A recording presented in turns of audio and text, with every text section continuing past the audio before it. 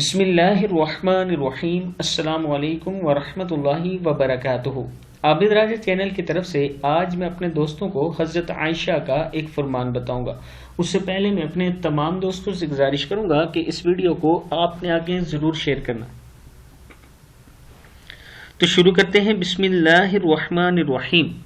حضرت عائشہ صدیقہ رضی اللہ تعالی عنہا کہتی ہیں کہ جب نبی اکرم صلی اللہ علیہ وآلہ وسلم کو مسجد اقصی کی طرف لے جایا گیا، لوگ اس کے بارے میں باتیں کرنے لگے۔ آپ پر جو لوگ ایمان لائے تھے اور آپ کی تصدیق کی تھی، ان میں سے کچھ لوگ مرتد ہو گئے اور دوڑتے ہوئے حضرت ابو بکر صدیق کے پاس آئے اور کہنے لگے، اپنے ساتھی کو دیکھو، اس کا خیال ہے کہ اسے رات کے وقت بیت المقدس لے جایا گیا۔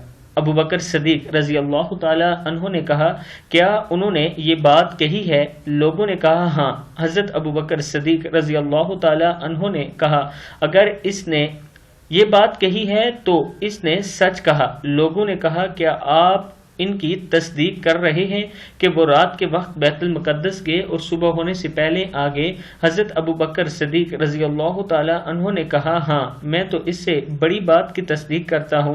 میں صبح یا شام کو آسمان سے آنے والی خبر کی بھی تصدیق کرتا ہوں۔